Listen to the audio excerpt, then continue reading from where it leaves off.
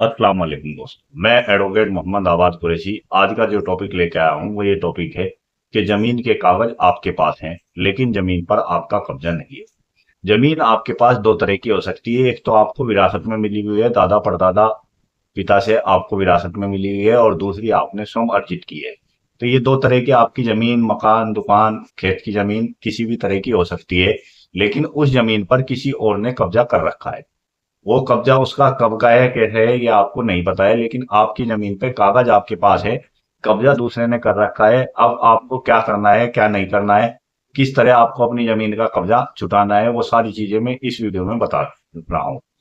यदि आपकी कोई ऐसी जमीन है जिस पर किसी और का कब्जा है और उसका लगातार 12 साल से वो काबिज है, और उसने कोर्ट में कोई सूट दायर किया है, सूट दायर करके ये साबित उसने वहां पे कर दिया है कि मैं 12 साल से इस जमीन पर काबिज हूँ, और इन 12 साल के पीरियड में आपके द्वारा या उस जमीन के वारिसों द्वारा कोई आपत्ति किसी प्रकार की नहीं की गई है, तो कोर्ट से उसे डिग्री हो जाती है और उसका कब्जा मान लिया जाता है। लेकिन ये बहुत ही डिफिकल्ट काम होता है कि जो भारतीय कब्जा कानून है उसमें ये साबित करना पड़ता है कि 12 साल से हम इस पे काबिज है और हमारे कब्जे को कभी भी चैलेंज नहीं किया गया है। तो एक लंबा प्रोसीजर होता है और कोर्ट में ये चीज क्लियर नहीं होती है और ये साबित करना बड़ा मुश्किल होता है। अगर आपकी कोई इस तरह की प्रॉपर्टी है, वो विरासत की है या स्वमर्जित है, और वो दूसरे के कब्जे में है, तो आप क्या कर सकते हैं? या तो आप उसे हल्के फुल्के दाम में दूसरे को सेल कर दिया, और जिसने सेल ली उसने जो है अपना 10-20 ले गया आदमी और उसे उठाया और उसका कब्जा बेदखल कर दिया और अपना कब्जा कर लिया। अब वो जो कब्जाधारक था वो 10 साल से था, 20 से था, 30 से था या 50 साल से कब्जाधारक था।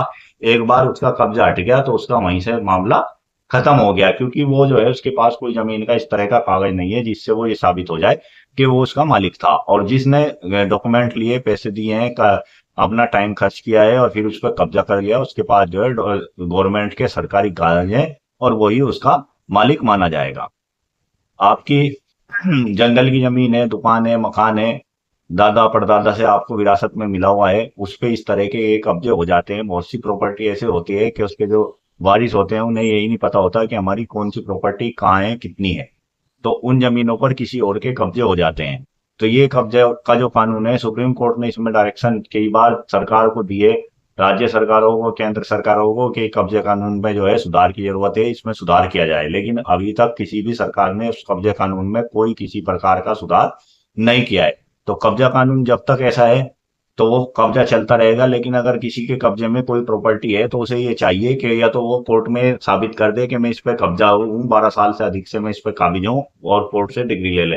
और यदि वो कोर्ट से साबित नहीं कर पाता तो उसकी कब वो प्रॉपर्टी उससे छिन जाएगी, उसे ही नहीं पता। जिसका उनने कब्जा है वो ना छीने, उसकी औलाद छीन ले, उसकी औलाद ना छीने, उसकी औलाद छीन ले, यानी बेटा ले ले या पोता ले ले, कोई भी वारिस आके उसे औने पौने दाम में किसी भी दबंग आदमी को बेच दी और वो आपका कब्जा खाली करा ले। इससे बेहतर ये है कि जो उसका रजिस्टर्ड ओनर है आप उनसे हल्के फुल्के दाम में, क्योंकि उसे तो प्रॉपर्टी बेचनी है, और सौदा तय कर लें और उससे प्रॉपर्टी अपने नाम करा लें।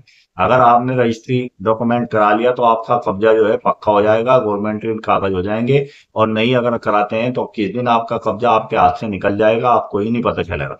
कब्जा होने से जो है आप उस जमीन के मालिक नहीं हो जाते, उसके आप कब्जाधारी रहेंगे जब तक भी रहेंगे। और कब्जा सिद्ध करना कोई आसान काम नहीं है। किसी के खेत पे आपने कब्जा कर रखा है, आप कह रहे हैं मैं 20 साल से बोल रहा, और वो क्या कहेगा कि अनलाई में तो 6 महीने पहले से दिया था बुआई के लिए, और अभी वो मेरे खेत पे कब्जा कर लिया। वो अपने गवाह पेश करेगा, आप अपने गवाह पेश करेंगे, ना आप साबित कर पाने ना वो साबित करना पाने के, और मुकदमे में मुकदमा चलता रहेगा। तो बेहतर ये है कि जो कब्जाधारी है वो अपना उससे मालिक से मिल के अपने नाम रजिस्ट्री करा ले, और जो मालिक है अगर उसकी कहीं ऐसे जमीन फंसी हुई है या तो वो खुद इतना वो है कि अपना कब्जा खाली करा ले, नहीं तो अपना किसी को दबंग को दे दे और वो अपना आप कब्जा खाली भी करा लेगा और उस पर कब्जा भी ले लेगा पैसा। क्योंकि रजिस्टर्ड ओनर आप हैं, आपके वारिस हैं, और जब तक भी आप मतलब कोर्ट से कोई इस तरह का आदेश दूसरी पार्टी के पक्ष में नहीं होता है, आप ही उसके रजिस्टर्ड ओनर रहेंगे, आपके वारिस रहेंगे, आपके उत्तराधिकारी उसके प्रॉपर्टी के रजिस्टर्ड ओनर रहेंगे। प्रॉपर्टी आपकी है, आपकी रहेगी। वो अलग बात है कि वो विवादित होने की वजह से उसमें आपको कुछ कम दाम मिले, मार्केट भाव से उसे आपको सस्ती में बेचनी पड़ जाए। तो आई होप आप कब्जे के बारे में अच्छी तरह समझ गए होंगे, कागजों के बारे में अच्छी तरह समझ गए होंगे। कागज होना अलग बात है, कब्जा होना अलग बात है। आपको वीडियो कैसी लगी, ये टॉपिक आपकी समझ में आया या नहीं आया, कमेंट्स करके जरूर बताएं। वीडियो अच्छी लगी हो तो लाइक करें, शेयर करें और चैनल को सब्सक्राइब करें। Thanks for watching this video.